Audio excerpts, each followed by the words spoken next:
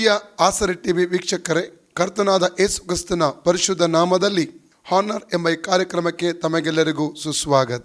ಇವತ್ತು ಶಿವಮೊಗ್ಗ ಪ್ರಾಂತ್ಯದಲ್ಲಿ ಸೇವೆ ಸಲ್ಲಿಸುತ್ತಿರುವಂತಹ ಪಾಸ್ಟರ್ ಹರೀಶ್ ರವರು ನಮ್ಮ ಮಧ್ಯದಲ್ಲಿ ಈ ಕಾರ್ಯಕ್ರಮದ ಮೂಲಕವಾಗಿ ಸನ್ಮಾನ ಹೊಂದುವುದಕ್ಕಾಗಿದ್ದಾರೆ. ಅವರು ನಮ್ಮ ಮಧ್ಯದಲ್ಲಿ ಇರುವುದು ತುಂಬ ಸಂತೋಷ. ಪಾಸ್ಟರ್, ಯೇಸುವಿನ ನಾಮದಲ್ಲಿ ಈ ಕಾರ್ಯಕ್ರಮಕ್ಕೆ ತಮಗೆ ನಾವು ಸುಸ್ವಾಗತ ಮಾಡ್ತಾ ಇದ್ದೇವೆ. ದೇವ ಸೇವಕರನ್ನು ಈ ಒಂದು ಕಾರ್ಯಕ್ರಮದ ಮೂಲಕವಾಗಿ ಸುವಾರ್ತಿಕರನ್ನು ಕರ್ಕೊಂಡು ಬಂದು ಅವ್ರು ಮಾಡುವಂಥ ಸೇವೆಗೆ ತಕ್ಕಂತೆ ನಾವು ಅವರಿಗೆ ಸನ್ಮಾನವನ್ನು ಕೊಡ್ತಾ ಇದ್ದೇವೆ. ದೇವ ಸೇವಕರನ್ನು ಸುವಾರ್ತಿಕರನ್ನು ಸನ್ಮಾನಿಸುವಂಥದ್ದು ಅದು ನಮ್ಮ ಸೌಭಾಗ್ಯವಾಗಿದೆ. ಕರ್ತನ ವಾಕ್ಯದಲ್ಲಿ ನಾವು ನೋಡ್ತೇವೆ. ಯೋಹನ್ನನ ಸುವಾರ್ತೆ 12:26ನೇ ವಾಕ್ಯದಲ್ಲಿ, ಯಾರಾದರೂ ನನ್ನ ಸೇವೆ ಮಾಡುವುದಾದರೆ ತಂದೆ ಅವರಿಗೆ ಬಹುಮಾನ ಕೊಡುವನೆಂಬುದಾಗಿ ಕರ್ತನಾದ ಯೇಸು ಸ್ವಾಮಿ ಆ ವಾಕ್ಯದ ಮೂಲಕ ಹೇಳಿರುವಂಥದ್ದನ್ನು ಅಲ್ಲಿ ನಾವು ಕಾಣಲಿಕ್ಕೆ ನಮಗೆ ಸಾಧ್ಯ. ಈ ಲೋಕದಲ್ಲಿ ದೇವಸೇವಕರನ್ನು ಸುವಾರ್ತಿಕರನ್ನು ಅವರ ಸೇವೆಯನ್ನು ಗುರುತಿಸಿ ಸನ್ಮಾನಿಸುವುದು ತುಂಬ ವಿರಳ. ದೇವಸೇವಕರಿಗೆ ಲೋಕದಲ್ಲಿ ಸೇವೆ ನಿಮಿತ್ತವಾಗಿ ತುಂಬ ಕಷ್ಟಗಳು, ತುಂಬ ನೋವುಗಳು, ತುಂಬ ವಿರೋಧಗಳು, ಹಿಂಸೆಗಳನ್ನು ಸಹಿಸುವಂಥ ಒಂದು ಸನ್ನಿವೇಶ ಬರ್ತದೆ. ಅದರ ಮಧ್ಯದಲ್ಲಿ ಕೂಡ ನಂಬಿಕೆಯೊಂದಿಗೆ, ದೃಢತೆಯೊಂದಿಗೆ ಅವರು ಕರ್ತನ ಸೇವೆಯನ್ನು ಅವರು ಮಾಡ್ತಾರೆ. ಅದಕ್ಕೆ ಅಂಥ ಸೇವಕರಿಗೆ ಎನ್ಕರೇಜ್ಮೆಂಟ್, ಪ್ರೋತ್ಸಾಹ ಬೇಕು, ಪ್ರಾರ್ಥನೆ ಸಹಾಯ ಬೇಕು. ಅಂಥ ಸೇವಕರನ್ನು ನಾವು ಪ್ರೋತ್ಸಾಹ ಪಡಿಸುವುದಾದರೆ ಕರ್ತನು ನಮ್ಮನ್ನು ಆಶೀರ್ವಾದ ಮಾಡ್ತಾನೆ. ಪ್ರಿಯರೇ, ಇವತ್ತು ಪಾಸ್ಟರ್ ಹರೀಶ್ ರವರು ಮಾಡುವಂತಹ ಸೇವೆಗಳ ಕುರಿತಾಗಿ ತಮ್ಮ ಮಧ್ಯದಲ್ಲಿ ಹೇಳಿಕೆ ನಾನು ಇಷ್ಟಪಡ್ತೇನೆ. 2001ನೇ ಇಸವಿಯಿಂದ ಅವರು ಪೂರ್ಣ ಸೇವೆಗೋಸ್ಕರವಾಗಿ ಬಂದಿದ್ದಾರೆ. ಅವರು 2001ನೇ ಇಸವಿಯಿಂದ ಅವರು ಜೀಸಸ್ ಎಂಬ ಯೇಸು ಕ್ರಿಸ್ತನ ಜೀವನ ಚರಿತ್ರೆಯ ಚಲನಚಿತ್ರವನ್ನು ಸುಮಾರು 300ಕ್ಕಿಂತ ಅಧಿಕವಾದಂಥ ಹಳ್ಳಿಗಳಲ್ಲಿ ಅವರು ತೋರಿಸಿ ಈ ವಿಧವಾದ ಸೇವೆಯನ್ನು ಅವರು ಮಾಡಿದ್ದಾರೆ. ಮತ್ತು 300ಕ್ಕಿಂತ ಹೆಚ್ಚು ಹಳ್ಳಿಗಳಲ್ಲಿ ಸತ್ಯವೇದ ಕೊಟ್ಟು ಕರಪತ್ರ ಹಂಚಿ ಅವರು ಸುವಾರ್ಥ ಸೇವೆಯನ್ನು ಅವರು ಮಾಡಿದ್ದಾರೆ. 2001ರ ಡಿಸೆಂಬರ್ನಲ್ಲಿ ಶಿವಮೊಗ್ಗ ಸಿಟಿಯಲ್ಲಿ ಸಭೆ ಸ್ಥಾಪನೆ ಮಾಡಿ ಅವರು ಸೇವೆ ಸಲ್ಲಿಸುತ್ತಾ ಬಂದಿದ್ದಾರೆ. 2003ರಲ್ಲಿ 3 ಹಳ್ಳಿಗಳಲ್ಲಿ ಸಭೆ ಸ್ಥಾಪಿಸಿ ಸೇವೆ ಸಲ್ಲಿಸುತ್ತಾ ಬಂದಿದ್ದಾರೆ. 10 ಕೊಳಚೆ ಪ್ರದೇಶಗಳಲ್ಲಿ ಸಂಜೆ ಪಾಠ ಆರಂಭಿಸಿ ಅವರು ಸೇವೆಯನ್ನು ನೀಡಿದರ ಪ್ರಯುಕ್ತವಾಗಿ 380 ಮಕ್ಕಳಿಗೆ ಸಂಜೆ ಪಾಠ ಹೇಳಿಕೊಟ್ಟು ಸೇವೆ ಅವರು ಸಲ್ಲಿಸಿದ್ದಾರೆ. ಇದರ ಪರಿಣಾಮವಾಗಿ ಶಾಲೆಗೆ ಹೋಗದಿರುವ ಮಕ್ಕಳು ಶಾಲೆಗೆ ಹೋಗಿ ಪಾಠ ಕಲಿತು ಡಿಸ್ಟಿಂಕ್ಸ್ನಲ್ಲಿ A+ನಲ್ಲಿ ಪಾಸಾಗುವ ಹಾಗೆ ದೇವರು ಸಹಾಯ ಮಾಡಿದ್ದಾರೆ. ಟಾಟಾ ಬಿಲ್ಡಿಂಗ್ ಇಂಡಿಯಾ ಸಂಸ್ಥೆಯಿಂದ 180 ಶಾಲೆಗಳಲ್ಲಿ ಪ್ರಕೃತಿ ಕಾಳಜಿ, ಅದರಲ್ಲಿ ಈಚ್ ಚೈಲ್ಡ್ ಈಚ್ ಟ್ರೀ ಎಂಬ ಕಾರ್ಯಕ್ರಮದ ಅಡಿಯಲ್ಲಿ ಸಮಾಜ ಸೇವೆ ಮಾಡಿ 15,800 ಸಸಿಗಳನ್ನು ನೆಟ್ಟು ಅವರು ಸೇವೆ ಸಲ್ಲಿಸಿದ್ದಾರೆ. 80 ಶಾಲೆಗಳ 80 ಮಕ್ಕಳಿಗೆ ವಿದ್ಯಾರ್ಥಿ ವೇತನ ಟಾಟಾ ಬಿಲ್ಡಿಂಗ್ ಇಂಡಿಯಾ ಸಂಸ್ಥೆಯಿಂದ ಅವರು ತೆಗೆದುಕೊಟ್ಟು ಪ್ರತಿ ವಿದ್ಯಾರ್ಥಿಗೆ ವರ್ಷಕ್ಕೆ 10,000 ರೂಪಾಯಿ ಸಿಗುವ ಸ್ಕಾಲರ್ಶಿಪ್ ಸಿಗುವ ಹಾಗೆ ಅವರು ಸಹಾಯ ಮಾಡಿ ಅವರು ಈ ವಿಧವಾದ ಸೇವೆಯನ್ನು ಅವರು ಸಲ್ಲಿಸಿರುತ್ತಾರೆ. 150ಕ್ಕಿಂತಲೂ ಹೆಚ್ಚು ಮಕ್ಕಳಿಗೆ ಪ್ರತಿ ವರ್ಷ ಶಾಲಾ ಮಕ್ಕಳಿಗೆ ವಿದ್ಯಾರ್ಥಿ ಕಿಟ್ ಅಂದರೆ ಯೂನಿಫಾರ್ಮು, ನೋಟ್ಬುಕ್ಕು, ಪಠ್ಯಪುಸ್ತಕ, ಪೆನ್ಸಿಲ್, ಪೆನ್ ಇತ್ಯಾದಿ ಅವರು ಕೊಟ್ಟು ಅವರ ಸೇವೆಯನ್ನು ಸಲ್ಲಿಸುತ್ತಾ ಬಂದಿದ್ದಾರೆ. ಕರ್ನಾಟಕ ಕನ್ಫೆಷನ್ ಟ್ರಸ್ಟ್ ಮೂಲಕ ಸತ್ಯವೇದ ಶಾಲೆ ಆರಂಭಿಸಿದ್ದಾರೆ. 15 ಜಿಲ್ಲೆಗಳಲ್ಲಿ ಈ ಸತ್ಯವೇದ ಶಾಲೆಯನ್ನು ಇವತ್ತು ಅವರು ನಡೆಸ್ತಾ ಬಂದಿದ್ದಾರೆ. ಮತ್ತು ಆಸರೆ ಟಿವಿ ಚಾನೆಲ್ನಲ್ಲಿ ಅವರು ಸತ್ಯವೇದ ಅಧ್ಯಯನ ಎಂಬ ಕಾರ್ಯಕ್ರಮದಲ್ಲಿಯೂ ಮತ್ತು ಬೇರೆ ಬೇರೆ ಕಾರ್ಯಕ್ರಮಗಳಲ್ಲಿಯೂ ದೇವರ ಸೇವೆ ಮಾಡುತ್ತಾ, ವಾಕ್ಯ ಹಂಚಿ ಸೇವೆಯನ್ನು ಮಾಡುತ್ತಾ ಅವರು ಬಂದಿದ್ದಾರೆ. ಸತ್ಯವೇದ ಶಾಲೆಯ ಪಠ್ಯಪುಸ್ತಕಗಳನ್ನು ತಯಾರಿಸುವಂಥ ಒಂದು ಸೇವೆಯನ್ನು ಕೂಡ ಅವರು ಮಾಡ್ತಾ ಬಂದಿದ್ದಾರೆ. ಅವರು ಮಾಡುವಂಥ ಸೇವೆಗಳನ್ನು ನೋಡುವಾಗ ನಿಜವಾಗಿಯೂ ನಮಗೆ ತುಂಬ ಸಂತೋಷ ಆಗ್ತಾ ಇದೆ. ಒಂದು ಆತ್ಮಭಾರದೊಂದಿಗೆ ಅವರು ಸೇವೆಯನ್ನು ಅವರು ಮಾಡ್ತಾ ಇದ್ದಾರೆ. ಖಂಡಿತವಾಗಿ ಈ ಒಂದು ಸನ್ಮಾನಕ್ಕೆ ಪಾಸ್ಟರ್ ಹರೀಶ್ ರವರು ಯೋಗ್ಯರಾಗಿದ್ದಾರೆ. ಕರ್ತನು ಅವರನ್ನು, ಅವರ ಕುಟುಂಬವನ್ನು, ಅವರ ಸೇವೆಯನ್ನು ವಿಶೇಷವಾದ ರೀತಿಯಲ್ಲಿ ಆಶೀರ್ವಾದ ಮಾಡಲಿ ಎಂಬುದೇ ನಾವು ಆರೈಸುತ್ತೇವೆ. ನಮ್ಮ ಮಧ್ಯದಲ್ಲಿರುವ ಪಾಸ್ಟರ್ ಮ್ಯಾಥ್ಯೂ ಕಸ್ತಲೇನು ಅವರಿಗೆ ಶಾಲನ್ನು ಓದಿಸಿ ಸನ್ಮಾನವನ್ನು ಮಾಡಬೇಕಾಗಿ ನಾನು ವಿನಂತಿ ಮಾಡ್ತೇನೆ.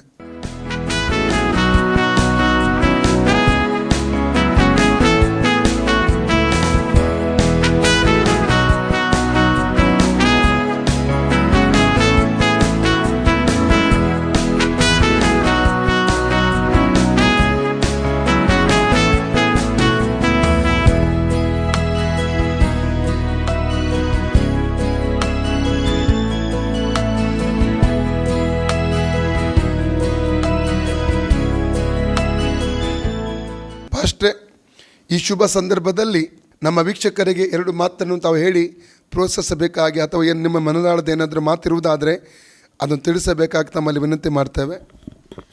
ನನ್ನ ಒಂದು ಈ 20 ವರ್ಷಗಳ ಕಾಲ ಸೇವೆಯಲ್ಲಿ 2001ರಿಂದ 1996ರಲ್ಲಿ ರಕ್ಷಣೆ ಹೊಂದಿ ಬೈಬಲ್ ತರಬೇತಿ ಮುಗಿದ ನಂತರ 2001ರಲ್ಲಿ ಪೂರ್ಣಾವಧಿ ಸೇವೆಗೆ ಬಂದೆ. ಆದರೆ ದೇವರ ಮಹಾಕೃಪೆಯಿಂದ ನಾನು 20 ವರ್ಷಗಳಲ್ಲಿ ಮೊದಲನೆಯ ಸಾರಿ ನಾನು ಈ ರೀತಿಯಾದ ಸನ್ಮಾನವನ್ನು ಹೊಂದುತ್ತಾ ಇದ್ದೇನೆ.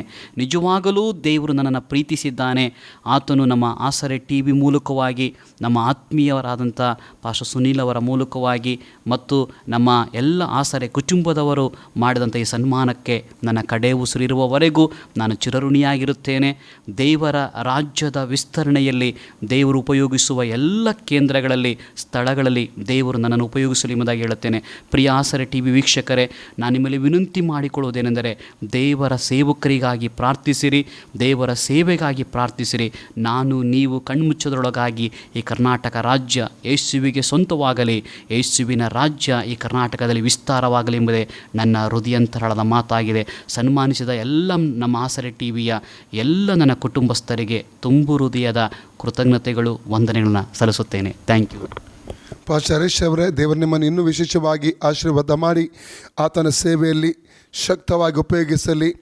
ನೀವೊಂದು ಮಾತನ್ನು ಹೇಳಿದ್ರಿ, ಕರ್ನಾಟಕ ರಾಜ್ಯದಲ್ಲಿ ದೇವರ ರಾಜ್ಯ ಕಟ್ಟುವ ಒಂದು ಕೆಲಸ ನಡೆಯಬೇಕು. ಅದು ನಿಜವಾಗಿ ನನಗೆ ತುಂಬ ಒಂದು ಹೃದಯ ಮುಟ್ಟಿದಂಥ ಒಂದು ಮಾತಾಗಿದೆ. ಕರ್ನಾಟಕ ರಾಜ್ಯ ಮಾತ್ರವಲ್ಲ, ಭಾರತ ದೇಶವೂ ಮಾತ್ರವಲ್ಲ, ಇಡೀ ಲೋಕ ಕರ್ತನಾದ ಯೇಸು ಕ್ರಿಸ್ತನು ಸತ್ಯ ದೇವರೆಂಬುದಾಗಿ ತಿಳಿದು ಯೇಸು ಕ್ರಿಸ್ತನು ಮಾತ್ರ ನಮಗೆ ರಕ್ಷಣೆ ಕೊಡಲಿಕ್ಕೆ ಸಾಧ್ಯ. ಆತನು ಮಾತ್ರ ಪಾಪದ ಶಿಕ್ಷೆಯಾದ ನಿತ್ಯ ನರಕದಿಂದ ಬಿಡುಗಡೆ ಮಾಡಿ ನಿತ್ಯ ಜೀವ ಕೊಡಲಿಕ್ಕೆ ಸಾಧ್ಯ ಎಂಬ ಸತ್ಯವನ್ನು ಲೋಕದ ಎಲ್ಲ ಜನರು ಅರಿತುಕೊಳ್ಳುವ ಆತನ ಬಳಿಗೆ ಬರಬೇಕೆಂಬುದೇ ನಮ್ಮ ಆಶಯವಾಗಿದೆ. ಈ ಲೋಕದಲ್ಲಿ ಅನೇಕ ದೇವಸೇವಕರ ಮೂಲಕವಾಗಿ ಕರ್ತನು ತನ್ನ ರಾಜ್ಯವನ್ನು ಕಟ್ತಾ ಇದ್ದಾನೆ. ಲಕ್ಷ ಕೋಟಿಗಟ್ಟಲೆ ಜನರು ಇವತ್ತು ದೇವ ರಾಜ್ಯ ಕಡೆಗೆ ಬರ್ತಾ ಇದ್ದಾರೆ. ತುಂಬ ಸಂತೋಷ. ಆ ಸೇವೆಯಲ್ಲಿ ನನ್ನಂಥ ಮತ್ತು ನಿಮ್ಮಂಥ ದೇವಸೇವಕರನ್ನು ಕರ್ತನು ಉಪಯೋಗ ಮಾಡ್ತಾ ಇದ್ದಾನೆ. ಆತನಿಗೆ ಮಹಿಮೆ ಆಗಲಿ. ಆತನ ಒಂದು ಕೈ ಸಾಧನೆಗಳು ನಾವಾಗಿದ್ದೇವೆ. ಆತನು ಮಾತ್ರ ಸಕಲ ಮಾನ ಘನಕ್ಕೆ ಯೋಗ್ಯನಾಗಿದ್ದಾನೆ. ಆತನಿಗೆ ಮಹಿಮೆ ಸಲ್ಲಿಸ್ತಾ ಪಾಸ್ಟ್ರೆ, ಕರ್ತನು ಬಲವಾಗಿ ಶಕ್ತವಾಗಿ ನಾವು ಉಪಯೋಗಿಸಲಿ. ಇದನ್ನೇ ನಾವು ನಿಮ್ಮನ್ನು ಆರೈಸುತ್ತಾ ಇದ್ದೇವೆ. ನಾವು ನಿಮಗೋಸ್ಕರ, ನಿಮ್ಮ ಸೇವೆಗೋಸ್ಕರ ಪ್ರಾರ್ಥಿಸಲಿಕ್ಕೆ ಇಷ್ಟಪಡ್ತೇವೆ. ಪ್ರೀತಿ ಸ್ವರೂಪನಾದ ನಮ್ಮ ಪರಲೋಕದ ತಂದೆಯಾದ ದೇವರೇ, ಯೇಸುವಿನ ಪರಿಶುದ್ಧ ನಾಮದಲ್ಲಿ ಪರಿಶುದ್ಧಾತ್ಮನ ಸಹಾಯದೊಂದಿಗೆ ನಿನ್ನ ಪಾದಕ್ಕೆ ನಾವು ಬಂದಿದ್ದೇವೆ. ಪಾಸ್ಟರ್ ಹರೀಶ್ರವರಿಗಾಗಿ ನಾವು ಪ್ರಾರ್ಥಿಸುತ್ತೇವೆ. ಕರ್ತನೆ, ಶಿವಮೊಗ್ಗ ಪ್ರಾಂತದಲ್ಲಿ, ಭದ್ರಾವತಿ ಪ್ರಾಂತದಲ್ಲಿ, ಸುತ್ತಮುತ್ತಲ ಹಳ್ಳಿಗಳಲ್ಲಿ ಕೂಡ ಅವರನ್ನು ಶಕ್ತವಾಗಿ ನಿನ್ನ ನಾಮದ ಮಹಿಮೆಗಾಗಿ ಉಪಯೋಗಿಸುತ್ತಿರುವುದಕ್ಕಾಗಿ ಸ್ತೋತ್ರ. ಕರ್ತನೆ, ಇನ್ನೂ ವಿಶೇಷ ಅಭಿಷೇಕವನ್ನು ಅವರಿಗೆ ಕೊಟ್ಟು ಕರ್ತನೆ ಅಪ್ಪ, ಅವ್ರಿಗೆ ನೀನು ಯಾವುದೆಲ್ಲ ದರ್ಶನಗಳನ್ನು ಕೊಟ್ಟಿದೆಯೋ ಎಲ್ಲ ದರ್ಶನಗಳ ಪರಿಪೂರ್ಣತೆಗೆ ಅವ್ರು ನಡೆಸಬೇಕಾ ಕರ್ತನೆ ಕೇಳಿಕೊಡ್ತಾನೆ. ರಾಜ, ಲಕ್ಷ ಕೋಟಿಗಟ್ಟಲೆ ಆತ್ಮಗಳು ಅವರ ಸೇವೆಯ ಮೂಲಕವಾಗಿ ನಿನ್ನ ಬೆಳಕಿನ ರಾಜ್ಯಕ್ಕೆ ಸೇರ್ಲಿಕ್ಕೆ ಆಗುವಂತೆ ಕೃಪೆ ಮಾಡಬೇಕಾ ಕರ್ತನೆ ಕೇಳಿಕೊಡ್ತಾನೆ. ಅವ್ರು ಈಗಲೇ ಮಾಡುತ್ತಿರುವ ಎಲ್ಲ ಸೇವೆಗಳ ಮೇಲೆ ನಿನ್ನ ಆಶೀರ್ವಾದ ಹಿಡಿಯಲ್ಪಡಲಿ. ಪ್ರತಿಯೊಂದು ಕೊರತೆಗಳನ್ನು ನೀಗಿಸಬೇಕಾ ಕರ್ತನೆ ಕೇಳಿಕೊಡ್ತೇವೆ ಸ್ವಾಮಿ. ಅವರ ಜೊತೆ ಇರುವ ಎಲ್ಲ ಸಹಸೇವಕರಿಗೂ, ಸಹೋದರರಿಗೂ, ಅವರ ಪತ್ನಿ ಮತ್ತು ಅವರ ಮಕ್ಕಳಿಗೂ ಯೇಸುವೇ ನೀನು ಆಶೀರ್ವದಿಸಿ ನಡೆಸಬೇಕಾಗಿ ನಾನು ಕೇಳಿಕೊಡ್ತೇನೆ. ಎಲ್ಲ ಮಹಿಮೆ ನಿನಗೆ ಸಲ್ಲಿಸುತ್ತೇನೆ ಯೇಸುವಿನ ಹೆಸರಲ್ಲಿ ತಂದೆಯೇ, amen. God bless you. Praise the Lord. ಪ್ರಿಯ ಆಸರೆ ಟಿವಿ ವೀಕ್ಷಕರಿಗೆ, ಯೇಸು ಕ್ರಿಸ್ತನ ಮಧುರ ನಾಮದಲ್ಲಿ ಈ ಹಾನರ್ ಎಂಬ ಕಾರ್ಯಕ್ರಮಕ್ಕೆ ನಾವು ನಿಮ್ಮನ್ನು ಸ್ವಾಗತಿಸ್ತಾ ಇದ್ದೇವೆ. ಅದೇ ರೀತಿಯಲ್ಲಿ ನಮ್ಮ ಮಧ್ಯದಲ್ಲಿ ಶಿವಮೊಗ್ಗದಲ್ಲಿ ಸೇವೆ ಮಾಡಿದ ಪಾಸ್ಟರ್ ಹರೀಶ್ ಅವರಿದ್ದಾರೆ. ಅವರನ್ನು ಕೂಡ ಈ ಕಾರ್ಯಕ್ರಮದಲ್ಲಿ ನಾನು ಸ್ವಾಗತ ಮಾಡ್ತಾ ಇದ್ದೇನೆ. ಪಾಸ್ಟರ್, ಸ್ವಾಗತ ನಿಮಗೆ ಈ ಕಾರ್ಯಕ್ರಮ. ಪಾಸ್ಟರ್, ನಮ್ಮ ಮಧ್ಯದಲ್ಲಿ ಇರುವುದು ನಮ್ಮ ತುಂಬ ಸಂತೋಷ. ಇವತ್ತು ಈ ಆಸರೆ ಟಿವಿ ಮೂಲಕ ನೀವು ಹಾನರ್ ಅಥವಾ ಗೌರವವನ್ನು ಸ್ವೀಕಾರ ಮಾಡಿದ್ದೀರಿ. ಪಾಸ್ಟರ್, ಹೇಗೆ ಅನ್ನಿಸ್ತದೆ ನಿಮಗೆ? ನನಗೆ ನಿಜವಾಗಲೂ ಬಹಳ ಸಂತೋಷವಾಗ್ತಾ ಇದೆ. ಯಾಕೆಂದರೆ ನಾನು 20 ವರ್ಷಗಳಿಂದ ಕರ್ತನ ಸೇವೆ, ಸತ್ಯವೇದ ತರಬೇತಿ ಪಡೆಯುವುದರಲ್ಲಿ, ಸತ್ಯವೇದ ಕಾಲೇಜಿನಲ್ಲಿ ಕಲಿಯುವುದರಲ್ಲಿ, ಹಾಗೆ 2001ರಿಂದ ಈಚೆಗೆ ನಾನು ಕರ್ತನ ಸೇವೆಯನ್ನು 15 ವರ್ಷಗಳಿಂದಲೂ ಮಾಡುತ್ತಾ ಬರುತ್ತಿದ್ದೇನೆ.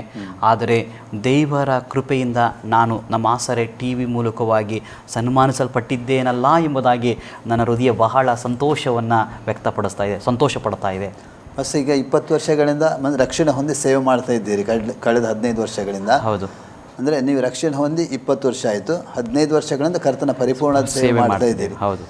ಈ 20 ವರ್ಷಗಳ ದೀರ್ಘಾವಧಿಯ ನಿಮ್ಮ ಸೇವೆಯಲ್ಲಿ ಈ ಮೊದಲನೇ ಬಾರಿ ನೀವು ಸನ್ಮಾನವನ್ನು ಸ್ವೀಕಾರವನ್ನು ಖಂಡಿತವಾಲು ಅಲ್ಲ? ಹೌದು. ಫಸ್ಟ್ ಶಿವಮೊಗ್ಗ ಪ್ರಾಂತದಲ್ಲಿ ಏನು ಸೇವೆ ಮಾಡ್ತಾ ಇದ್ದೀರಿ, ಕರ್ತನ ಸೇವೆ. ನೀವು ಕುಟುಂಬವಾಗಿ ಸೇವೆ ಮಾಡ್ತಾ ಇದ್ದೀರಾ? ಹೌದು, ನಾನು ಕುಟುಂಬವಾಗಿ 2004ರಲ್ಲಿ ನನಗೆ ಮದುವೆ ಆಯಿತು.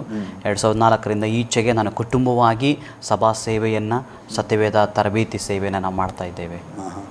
ಫಸ್ಟ್ ನಿಮಗೆ ಮಕ್ಕಳು? 2 ಮಕ್ಕಳಿದ್ದಾರೆ, 2 ಗಂಡು ಮಕ್ಕಳು.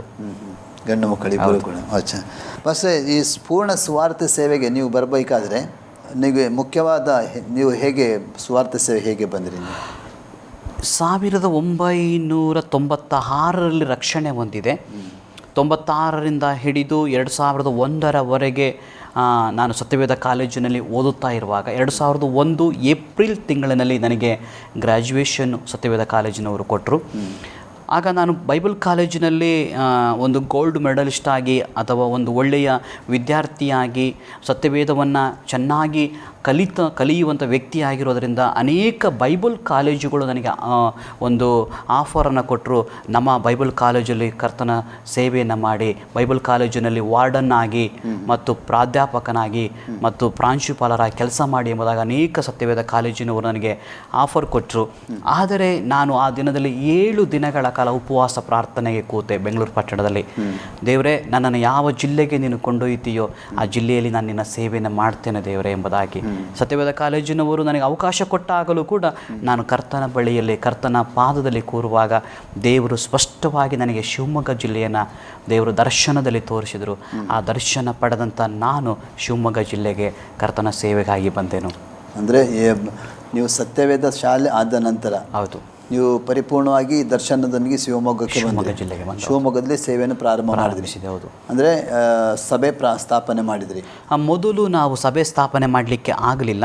ನಾವು India campus crusade for Christ ಮೂಲಕವಾಗಿ ನಾವು ಯೇಸು ಕ್ರಿಸ್ತನ ಚಲನಚಿತ್ರ ಸೇವೆಯನ್ನು ಪ್ರಾರಂಭಿಸಿದ್ವಿ. ಆ ಚಲನಚಿತ್ರ ಸೇವೆಯನ್ನು ಪ್ರಾರಂಭಿಸಿ ನಾವು ಸೈಕಲಲ್ಲಿ ಪ್ರತಿ ಹಳ್ಳಿಗೆ ಸುಮಾರು 300ಕ್ಕಿಂತಲೂ ಹೆಚ್ಚು ಹಳ್ಳಿಗಳಿಗೆ ಶಿವಮೊಗ್ಗ ಜಿಲ್ಲೆಯಲ್ಲಿ, ದಾವಣಗೆರೆ ಜಿಲ್ಲೆಯಲ್ಲಿ ಮತ್ತು ಚಿತ್ರದುರ್ಗ ಕೆಲವು ಭಾಗಗಳಲ್ಲಿ, ಈ 3 ಜಿಲ್ಲೆಗಳ ಕೆಲವೊಂದು ಹಳ್ಳಿಗಳಲ್ಲಿ ನಾವು ಯೇಸು ಕ್ರಿಸ್ತನ ಚಲನಚಿತ್ರ ಸೇವೆಯನ್ನು ಪ್ರತಿ ಬೀದಿಗೆ ತೋರಿಸುವುದರ ಜೊತೆಗೆ ಕರಪತ್ರಗಳನ್ನು ಕೊಡುವುದರ ಜೊತೆಗೆ ಟೀಮ್ ಆಗಿ ಹೋಗ್ತಾ ಇದ್ವಿ ನಾವು. ಚಲನಚಿತ್ರ ಅಂದರೆ ನೀವು ಹಳ್ಳಿಗಳಿಗೆ ಹೋಗಿ ಹೌದು ಪ್ರೊಜೆಕ್ಟರ್ ಎಲ್ಲ ಮೂಲಕ ಜನರಿಗೆ ಯೇಸು ಕ್ರಿಸ್ತನ ಜೀಸಸ್ ಎಂಬ ಚಲನಚಿತ್ರ ತೋರಿಸ್ತಿದ್ವಿ. ಆ ಸೇವೆಯನ್ನು ಮಾಡಿದ್ವಿ. ಆ ಸೇವೆಯನ್ನು ಎಷ್ಟು ವರ್ಷ ಮಾಡಿದ್ರಿ? ಅದು 2001ರಿಂದ ಹಿಡಿದು 2005ರವರೆಗೆ ಆ ಸೇವೆಯನ್ನು ಮಾಡಿ ಸುಮಾರು ಹೆಚ್ಚು ಕಡಿಮೆ 5 ವರ್ಷಗಳ ಕಾಲ ಆ ಸೇವೆಯನ್ನು ನಾವು ಮಾಡಿದೆವು. 2005ರ ನಂತರ ಫಾಸ್ಟ್ ಯಾವ ಸೇವೆ ಮಾಡಿದ್ರಿ? ನಾನು 2001ರಲ್ಲಿ ನಾವು ಜೀಸಸ್ ಫಿಲಂ ಸೇವೆಯನ್ನು ಪ್ರಾರಂಭಿಸಿ 2001ರ ಅಂತ್ಯದಲ್ಲಿಯೇ ಶಿವಮೊಗ್ಗ ಪಟ್ಟಣದಲ್ಲಿ ಒಂದು ಒಳ್ಳೆ ಸಭೆ ದೇವರು ನಮಗೆ ಕೊಟ್ಟರು.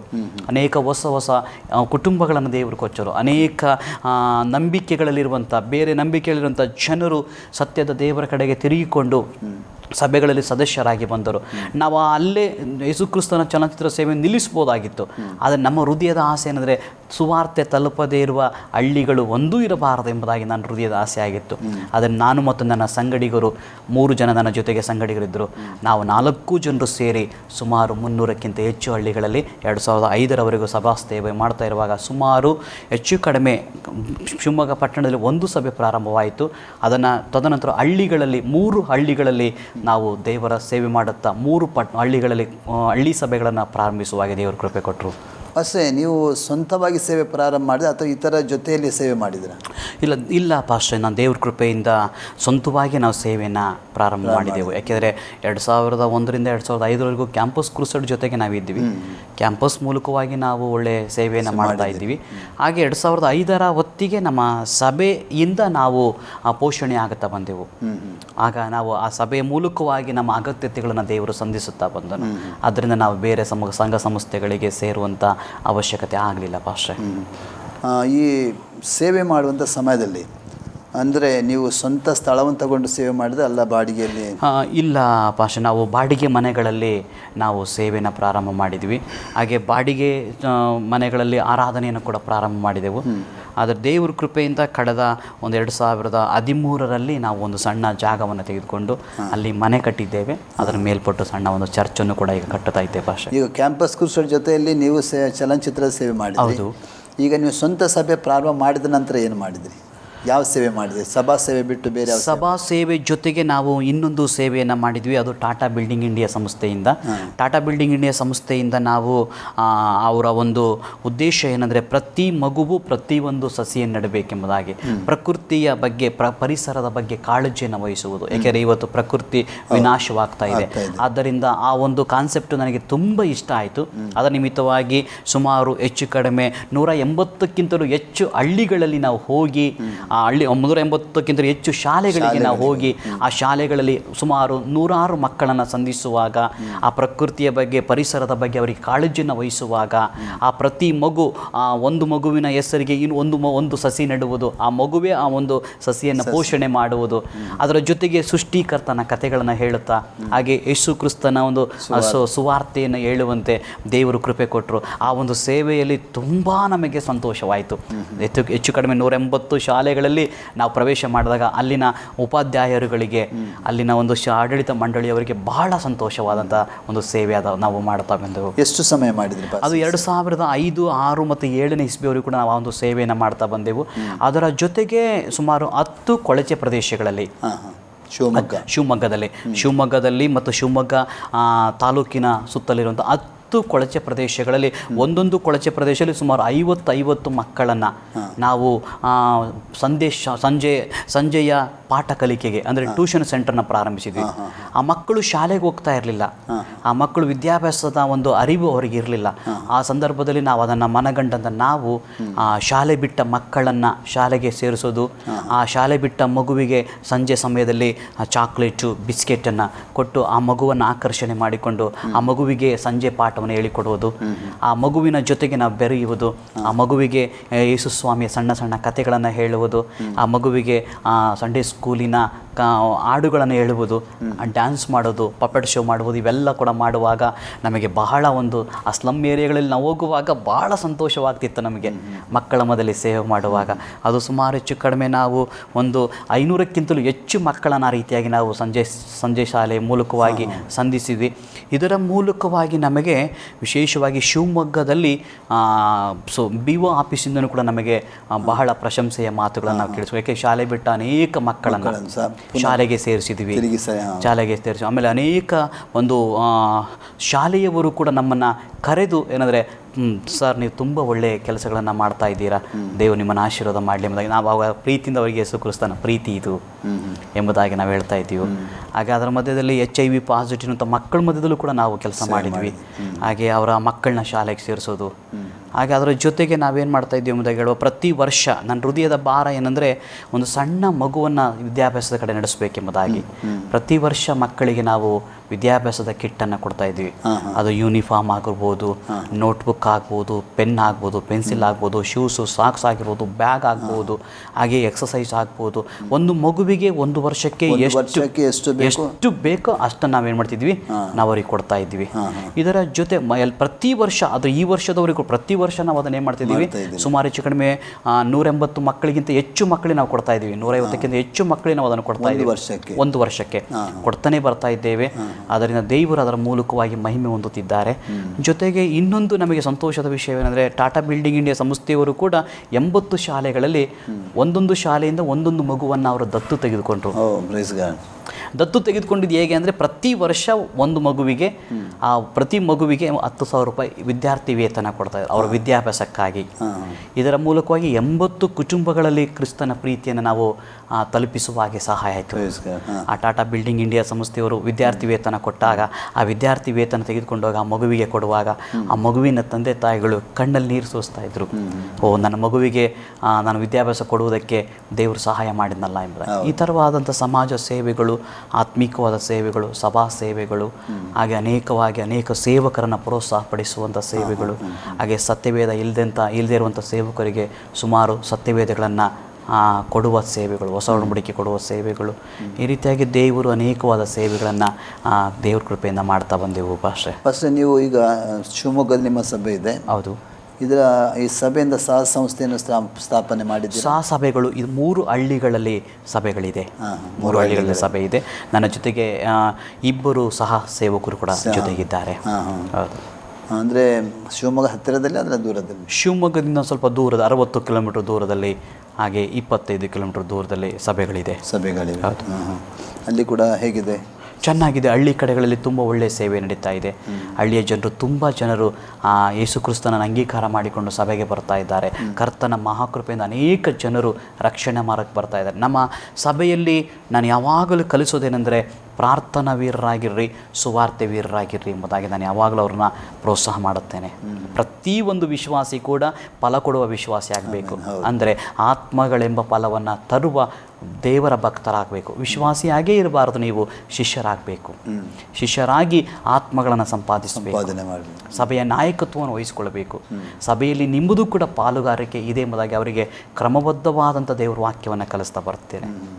ಅಂದರೆ ಈ ಸಭೆಯಿಂದ ನಾಯಕರನ್ನು ಎಬ್ಬಿಸುವಂಥ ಸೇವೆ ಕೂಡ ಮಾಡ್ತಾ ಇದ್ದೀವಿ. ಹೌದು ಪಾಶ, ಹೌದು. ಮತ್ತು ಬೇರೆ ಯಾವ ಸೇವೆ ಮಾಡ್ತೀವಿ? ಕರ್ತನ ಕೃಪೆಯಿಂದ 2009 ನನಗೆ ದೇವರನಿಗೆ ಒಂದು ಸ್ಪಷ್ಟವಾದ ದರ್ಶನವನ್ನು ಕೊಟ್ಟರು.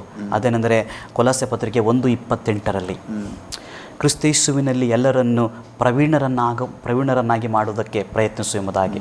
ಆಗ ನನ್ನ ಹೃದಯದಲ್ಲಿ ಪ್ರಾರ್ಥನೆ ಪ್ರಾರಂಭ ಮಾಡಿದೆ. ಆಗ ದೇವರ ಕೃಪೆಯಿಂದ ಸತ್ಯವೇದ ತರಬೇತಿಯನ್ನು ನಾವು ಪ್ರಾರಂಭಿಸುವಂತೆ ಕರ್ನಾಟಕ ಕಂಪ್ಯಾಷನ್ ಟ್ರಸ್ಟ್ ಎಂಬುದಾಗಿ ಒಂದು ಟ್ರಸ್ಟನ್ನು ರಿಜಿಸ್ಟರ್ ಮಾಡಿದ್ವಿ. ರಿಜಿಸ್ಟರ್ ಮಾಡಿದ ನಂತರವಾಗಿ ಆ ಟ್ರಸ್ಟ್ ಮೂಲಕವಾಗಿ ಅನೇಕ ಸಾಮಾಜಿಕ ಸೇವೆಗಳನ್ನು ಮಾಡ್ತಾ ಬಂದ್ವಿ. ಆ ಟ್ರಸ್ಟ್ ಮೂಲಕವಾಗಿಯೇ ನಮ್ಮ ಸಭೆಗಳಿಗೆ, ಕರ್ನಾಟಕದ ಸಭೆಗಳಿಗೆ ಏನಾದರೂ ಕೂಡ ನಾವು ಉಳಿಯುವಂಥ ಸೇವೆ ಮಾಡಬೇಕೆಂಬುದ ಯೋಚನೆ ಮಾಡಿ paste Karnataka institute of theology and seminary ಅಂತ ಬೈಬಲ್ ಕಾಲೇಜನ್ನು ಪ್ರಾರಂಭಿಸಿದ್ವಿ. ಬೈಬಲ್ ಕಾಲೇಜನ್ನು ಪ್ರಾರಂಭಿಸಿ 2010 ಮತ್ತು 11, 12ರಿಂದ ನೋಟ್ಸ್ ಬರೀಲಿಕ್ಕೆ ಪ್ರಾರಂಭ ಮಾಡಿದ್ವಿ. ನೀವು ಶಿವಮೊಗ್ಗದ ನಿಮ್ಮ ಸಭೆಯಲ್ಲೇ ಪ್ರಾರಂಭಿಸಿ ನಾವು ಪಠ್ಯಪುಸ್ತಕಗಳನ್ನು, ಸತ್ಯವೇದದ ಬೈಬಲ್ ಕಾಲೇಜಿನ ಪಠ್ಯಪುಸ್ತಕಗಳು ಎಲ್ಲ ಬೈಬಲ್ ಕಾಲೇಜಿನಲ್ಲಿ ಸಿಗೋದು ಬರೀ ಇಂಗ್ಲೀಷಲ್ಲಿ ಮಾತ್ರ. ಆದರೆ ನಾವು ಕನ್ನಡದಲ್ಲಿ ನಮ್ಮ ಫುಲ್ ಗಾಸ್ಪಲ್ಲು ಬೈಬಲ್ ಕಾಲೇಜು ಅದು ಏನಾಗಿ ಕನ್ನಡದಲ್ಲಿ ಸಾಮಗ್ರಿಗಳನ್ನು ತಯಾರಿಸಬೇಕು, ಪಠ್ಯಪುಸ್ತಕಗಳನ್ನು ತಯಾರಿಸಬೇಕು ಎಂಬುದಾಗಿ ನಾನು ನನ್ನ ಹೆಂಡತಿ ರಾತ್ರಿ ಆಗಲು ಕಷ್ಟಪಟ್ಟು ಹೆಚ್ಚು ಕಡಿಮೆ ಇವತ್ತು ಒಂದು 15ರಿಂದ 16 ಪುಸ್ತಕಗಳನ್ನು ಇವತ್ತು ನಾವು ಬರೆದಿದ್ದೇವೆ. 16 ಪುಸ್ತಕಗಳನ್ನು ಬರೆದು ಆ ಪುಸ್ತಕಗಳು ಇಟ್ಟುಕೊಂಡು ಪ್ರತಿನಿತ್ಯ ಪ್ರಾರ್ಥನೆ ಮಾಡುವಾಗ 2015ರಲ್ಲಿ 2014ರ ಅಂತ್ಯದಲ್ಲಿ ನಾವು ಬೈಬಲ್ ಸ್ಕೂಲನ್ನು ಪ್ರಾರಂಭ ಮಾಡಿದ್ವಿ. ಮೊದಲನೇದಾಗಿ 51 ಜನ ಬೈಬಲ್ ಸ್ಕೂಲಲ್ಲಿ ಸೇರಿಕೊಂಡ್ರು ಮೊದಲನೇ ವರ್ಷದಲ್ಲಿ.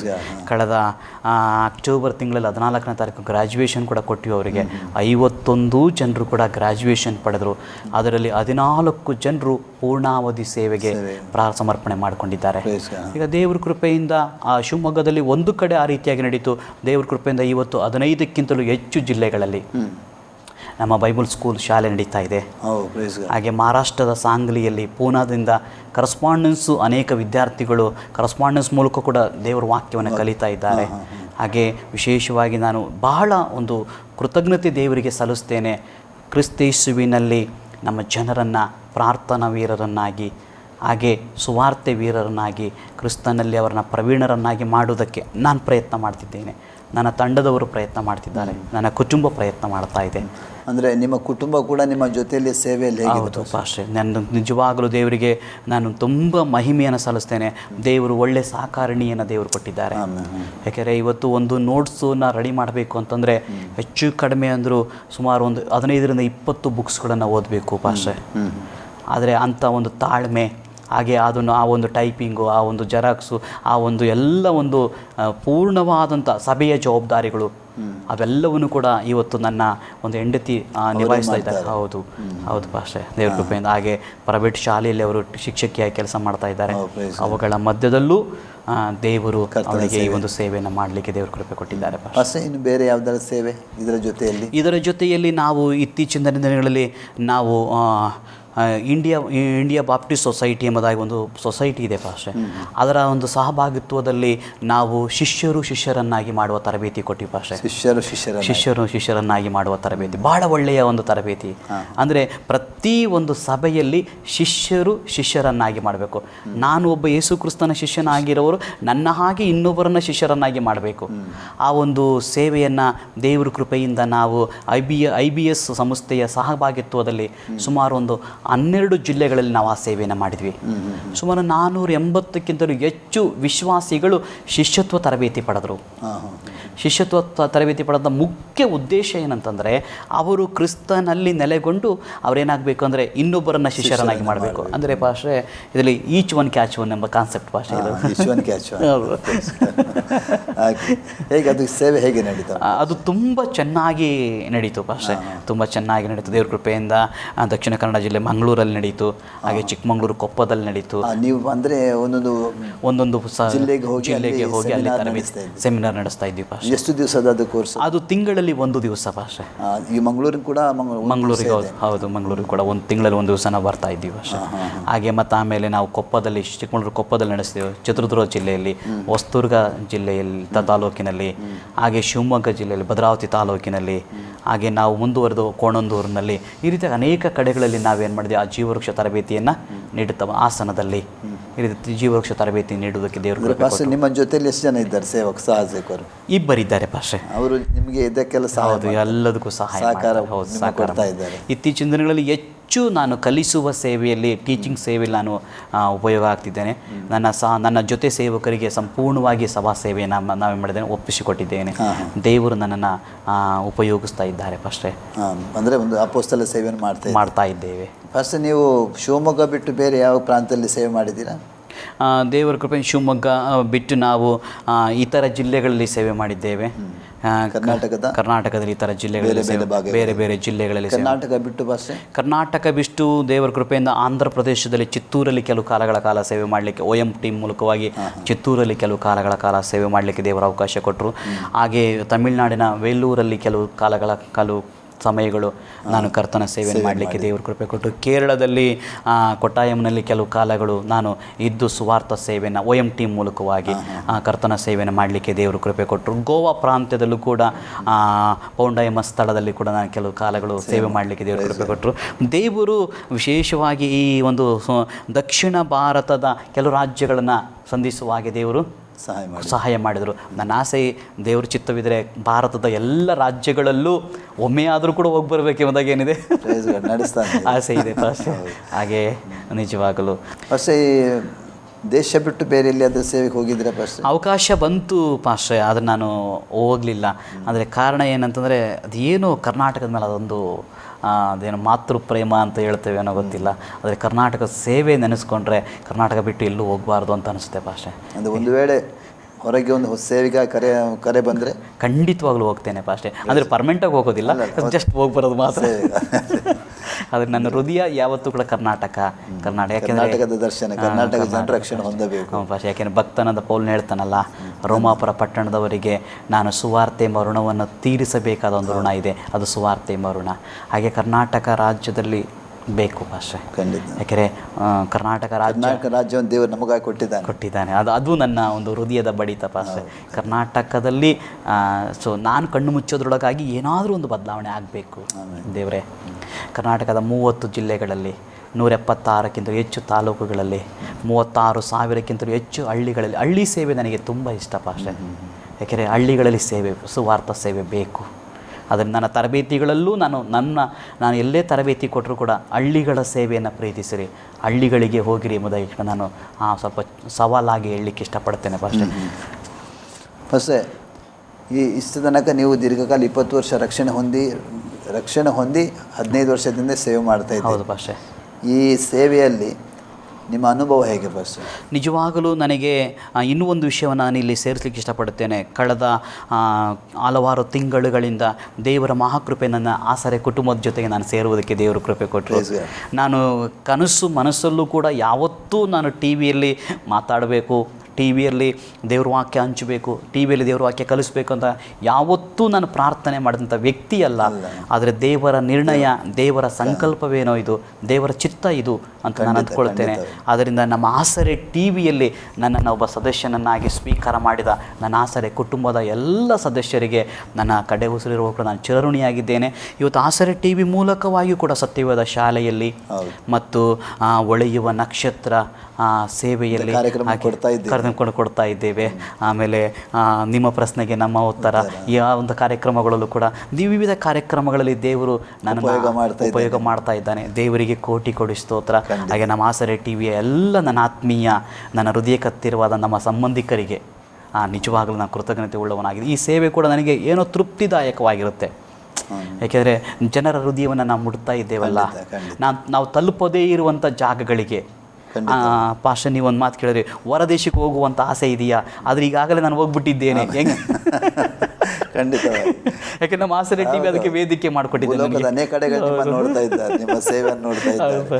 ಆಸರೆ ಟಿವಿಯಲ್ಲಿ ಮಾಡುವಂಥ ನಿಮ್ಮ ಸೇವೆ ಪ್ರಪಂಚದ ಅನೇಕ ಭಾಗಗಳನ್ನು ನೋಡ್ತಾ ಇದ್ದಾರೆ ಜನ. ಖಂಡಿತವಾಗಿ. ಹಾಗಾಗಿ ನನಗೆ ಅದೊಂದು ನಮ್ಮ ಆಸರೆ ಟಿವಿ ಮೂಲಕ ನಾನು ಏನು ಮಾಡ್ತೀನಿ, ಹೊರ ದೇಶಕ್ಕೆ ಹೋಗ್ತಾ ಇದ್ದೀನಿ. ಹಾಗಾಗಿ ದೇವರಿಗೆ ಕೋಟಿ ಕೋಟಿ ಸ್ತೋತ್ರ. ಅದರಿಂದ ಈ ಒಂದು ನನಗೆ ಅಂಥ ಸೌಭಾಗ್ಯವನ್ನು ಒದಗಿಸಿದ ನನ್ನ ರಾಜಾದಿರಾಜನಿಗೆ ನಾನು ಚಿರಋಣಿಯಾಗಿದ್ದೀನಿ. ದೇವರ ವಾಕ್ಯ ಏಷ್ಯನ್ ಪ್ರವಾದನ ಗ್ರಂಥದಲ್ಲಿ ಹೇಳ್ತದೆ, ನಿನ್ನ ಆಲೋಚನೆ ನಮ್ಮ ಆಲೋಚನೆ, ನನ್ನ ಆಲೋಚನೆ ಎಲ್ಲ ನಿಮ್ಮ ಮಾರ್ಗವನ್ನು ನನ್ನ ಮಾರ್ಗವಲ್ಲ, ಭೂಮಿಯಿಂದ ಆಕಾಶವು ಎಷ್ಟು ಉನ್ನತವೋ ಅಷ್ಟು ನನ್ನ ಮಾರ್ಗಗಳನ್ನು ದೇವರ ವಾಕ್ಯ ಹೇಳ್ತದೆ. ಹಾಗೆ ದೇವರ ಆಲೋಚನೆ ಒಬ್ಬರ ಜೀವಿತದಲ್ಲಿ ಏನಿದೆ ಅಂತ ನಮಗೆ ತಿಳಿದುಕೊಳ್ಳೋದು ಭಾರಿ ಅದು ಆಗದಂಥ ವಿಷಯ. ಅದು ದೇವರು ತನ್ನ ಕಾರ್ಯವನ್ನು ಪ್ರಕಟ ಮಾಡ್ತಾ ಇದ್ದಾನೆ, ತನ್ನ ಸೇವಕರ ಮೇಲೆ ಯಾರ ಮೇಲೆ ದೃಷ್ಟಿ ಇಟ್ಟಿದ್ದಾನೆ, ಅವರ ಮೂಲಕ ಅದು ಕಾರ್ಯ ಮಾಡ್ತಾ ಇದ್ದಾನೆ. ಖಂಡಿತವಾಗಿ. ಅಷ್ಟೇ, ನಿಮ್ಮ ಮುಂದಿನ ಗುರಿ ಮತ್ತು ಉದ್ದೇಶ ಏನು? ನನ್ನ ಮುಂದಿನ ಗುರಿ ಅಂದರೆ ಪಾಶ್ರೆ, ನನಗೆ ಬಹಳ ಹೃದಯದಲ್ಲಿ ನಾನು ಯಾವತ್ತೂ ಕೂಡ ನಾನು ಪ್ರಾರ್ಥನೆ ಮಾಡ್ತಿರೋದು, ಕರ್ನಾಟಕ ರಾಜ್ಯದಲ್ಲಿ 30 ಜಿಲ್ಲೆಗಳಲ್ಲಿ ಪಾಶ್ರೆ, ಒಂದೊಂದು ಜಿಲ್ಲೆಯಲ್ಲಿ ಕನಿಷ್ಠ ಪಕ್ಷ 100 ಜನರನ್ನು ದೇವರ ವಾಕ್ಯದಲ್ಲಿ ಪ್ರವೀಣರನ್ನಾಗಿ ಮಾಡಬೇಕು ಅಂತ 2017ರ ಗುರಿ ಇದು. 2017ರ ಒಂದು ಆ ವರ್ಷದಲ್ಲಿ ಪ್ರತಿ ಜಿಲ್ಲೆಯಿಂದ 100 ಜನರು ಏನಾಗಬೇಕು, ಕ್ರಿಸ್ತೇಸುವಿನಲ್ಲಿ ಅವರು ಪ್ರವೀಣರಾಗಬೇಕು. ಅಂದರೆ 2 ವಿಷಯದಲ್ಲಿ ಪ್ರವೀಣರಾಗಬೇಕು. ಒಂದು, ರಾಜ್ಯಕ್ಕಾಗಿ ದೇಶಕ್ಕಾಗಿ ನಶಿಸಿ ಹೋಗುವ ಆತ್ಮಗಳಿಗಾಗಿ ಮೊಣಕಾಲೂರಿ ಪ್ರಾರ್ಥಿಸುವ ಪ್ರಾರ್ಥನಾ ವಿಷಯದಲ್ಲಿ ಪ್ರವೀಣರಾಗಬೇಕು. ಇನ್ನು 2ನೇ ವಿಷಯದಲ್ಲಿ ಸಭಾಪಾಲಕರ ಎಡಬಲಕ್ಕೆ ನಿಂತು ಸಭೆಗಳಿಗೆ ಸಾವಿರಾರು ಲಕ್ಷಾಂತರ ಆತ್ಮಗಳನ್ನು ತರುವಂಥ ಸುವಾರ್ತೆ ವೀರರಾಗಬೇಕು ಅಷ್ಟೇ. ಯಾಕೆಂದರೆ ಇವತ್ತು ಒಬ್ಬ ಸಭಾಪಾಲಕರು ಸೇವೆ ಮಾಡಲಿಕ್ಕಾಗೋದಿಲ್ಲ. ಸಭೆ ಅಂದರೆ ಸಭಾಪಾಲಕನ ಎಡಬಲಕ್ಕೆ 2 ಸೈನ್ಯ ನಿಲ್ಲಬೇಕು. ಒಂದು ಪ್ರಾರ್ಥನೆಯ ಸೈನ್ಯ, ಇನ್ನೊಂದು ಸುವಾರ್ತೆ ಸಾರುವ ಸೈನ್ಯ. ಆಗ ಸಭಾಪಾಲಕರು ಬಲಗೊಳ್ಳುತ್ತಾರೆ. ಆಗ ನಮ್ಮ ಕರ್ನಾಟಕದ ಸಭೆಗಳಲ್ಲಿ ಸಾವಿರ ಲಕ್ಷ ಆತ್ಮಗಳನ್ನು ಕಾಣಲಿಕ್ಕೆ ಸಾಧ್ಯ. ಕೊರಿಯಾ ದೇಶದಲ್ಲಿ ಮಾತ್ರ ಅಲ್ಲಪ್ಪ ಪಾಶ್ರೆ, ನಮ್ಮ ದೇಶದಲ್ಲೂ ನಮ್ಮ ರಾಜ್ಯದಲ್ಲೂ ಆ ಭಕ್ತಿ ಸಂಜೀವನ ಬರುತ್ತದೆ ಎಂಬುದಾಗಿ ನಂಬ್ತೇನೆ ಪಾಶ್ರೆ. ಆ ತರಬೇತಿ ಕೊಡುವ ಸೇವೆ ಮೊದಲನೇದಾಗಿ. 2ನೇದಾಗಿ ನನಗೆ ಪಾಶ್ರೆ, ನಾನು ಬರೀತಿರುವಂಥ ಬುಕ್ಸು ದೇವರ ಚಿತ್ತವಿದ್ದರೆ ಮುದ್ರಣವಾಗಬೇಕೆಂಬ ಆಸೆ ಪಾಶ್ರೆ. ಯಾಕೆಂದರೆ 16 ಪುಸ್ತಕ ಬರೀತಿದ್ದೇನೆ, 16ನೇ ಪುಸ್ತಕ ಬರೀತಿದ್ದೇನೆ. ಕರ್ತನ ಚಿತ್ತವಿದ್ದರೆ ಕರ್ನಾಟಕ ರಾಜ್ಯಕ್ಕೆ ಒಂದು 36 ಪುಸ್ತಕ, ಒಂದು ವ್ಯಾಲ್ಯೂಮ್, ಅದು ಒಂದು ವಾಲ್ಯೂಮ್ ಥಿಯಾಲಜಿಕಲ್ ಬುಕ್ಸ್ ಇಂಗ್ಲೀಷ್ನಲ್ಲಿ ಇರುವಂಥದ್ದು ನೀವು ಕನ್ನಡಕ್ಕೆ ಇಲ್ಲ ಭಾಷೆ ಸುಮಾರು ಪುಸ್ತಕಗಳು ಬರೀಬೇಕಂದ್ರೆ ಎಲ್ಲ ಬೈಬಲ್ ಕಾಲೇಜಿನಲ್ಲಿ ಓದುವ ಪುಸ್ತಕಗಳೇ. ಅದು ಎಲ್ಲ ಮೆಟೀರಿಯಲ್ಸ್ ಇಂಗ್ಲೀಷಲ್ಲಿರುವಂಥ ಪುಸ್ತಕವನ್ನು ನಾವು ಕನ್ನಡಕ್ಕೆ ಭಾಷಾಂತರ ಮಾಡಿದ್ದೇವೆ, ಕನ್ನಡದಲ್ಲಿ ಬರೆದಿದ್ದೇವೆ. ಆ ಪುಸ್ತಕ ಏನಾಗಬೇಕು, ಕರ್ನಾಟಕದಲ್ಲಿ ಮುದ್ರಣವಾಗಬೇಕು. ಹಾಗೆ 3ನೇದಾಗಿ ನಾನು ಎಲ್ಲ ಕಡೆಗಳಲ್ಲಿ ಅಂದರೆ ದೇವರ ವಾಕ್ಯವನ್ನು ಸಾರಬೇಕೆಂಬುದಾಗಿ. Thank you. ಧನ್ಯವಾದ ಪಾಸ್ಟರ್. ನಮ್ಮ ಆಸರೆ ಟಿವಿಯಲ್ಲಿ ಬಂದು ಈ ಹಾನರ್ ಎಂಬ ಕಾರ್ಯಕ್ರಮದಲ್ಲಿ ಪಾಲ್ಗೊಂಡು ಈ ಸನ್ಮಾನವನ್ನು ಈ ಆಸರೆ ಟಿವಿ ಮೂಲಕ ನೀವು ಪಡೆದುಕೊಂಡಿದ್ದೀರಿ. ಖಂಡಿತವಾಗಿ ನಿಮ್ಮ ಎಲ್ಲ ಆಸೆಗಳನ್ನು ದೇವರು ಈಡೇರಿಸಲಿ ನಿಮ್ಮ ಪ್ರಾರ್ಥನೆ ಆಗಿದೆ. ಅಷ್ಟು ಮಾತ್ರವಲ್ಲ, ಈ ನೀವು ಹೇಳಿದಾಗೆ ಟಿ ವಿ ಮಾಧ್ಯಮದಲ್ಲಿ ನೀವು ಸೇವೆ ಮಾಡೋದು ಯಾವುದೇ ಆಲೋಚನೆ ಇರಲಿಲ್ಲ, ಅದು ಪ್ರಾರ್ಥನೆ ಕೂಡ ಇರಲಿಲ್ಲ. ಆದರೂ ಕೂಡ ದೇವರು ಈ ಟಿ ವಿ ಮಾಧ್ಯಮನೇ ಉಪಯೋಗ ಮಾಡಿದ್ದಾನೆ. ಅದೇ ರೀತಿ ನಿಮಗೆ ದರ್ಶನ ಇಲ್ಲದ ಅನೇಕ ದರ್ಶನಗಳು ದೇವರು ಕೊಟ್ಟು ದೇವರ ಸೇವೆ ಇನ್ನೂ ಕೂಡ ಬಲವಾಗಿ ನಿಮಗೆ ನಡೆಸಲಿ ಅಂತ ನಮ್ಮ ಪ್ರಾರ್ಥನೆ ಆಗಿದೆ. ಪ್ರಿಯ ಆಸರೆ ಟಿವಿ ವೀಕ್ಷಕರೇ, ಇಷ್ಟು ತನಕ ನೀವು ನೋಡ್ತಾ ಇದ್ದೀರಿ ನಮ್ಮ ಮಧ್ಯದಲ್ಲಿ ಪಾಸ್ಟರ್ ಹರೀಶ್ ಶಿವಮೊಗ್ಗ ಇವರು ಸೇವೆ ಮಾಡ್ತಾ ಇದ್ದಾರೆ. ಇವರು ನಮ್ಮ ಆಸರೆ ಟಿವಿ ಸನ್ಮಾನಿಸಲ್ಪಟ್ಟಿದ್ದಾರೆ. ಈ ಕಾರ್ಯಕ್ರಮವನ್ನು ವೀಕ್ಷಿಸಿದ್ದಕ್ಕಾಗಿ ನಿಮಗೂ ಕೂಡ ಧನ್ಯವಾದಗಳನ್ನು ಹೇಳ್ತಾ ಇದ್ದೇನೆ ಯೇಸುವಿನ ನಾಮದಲ್ಲಿ. ಹಾಗೂ ಪಾಸ್ಟರ್ ಹರೀಶ್ ಕೂಡ ನಿಮಗೂ ಕೂಡ ಯೇಸು ಕ್ರಿಸ್ತನ ನಾಮದಲ್ಲಿ ವಂದನೆ ಹೇಳ್ತಾ ಇದ್ದೇನೆ. Thank you.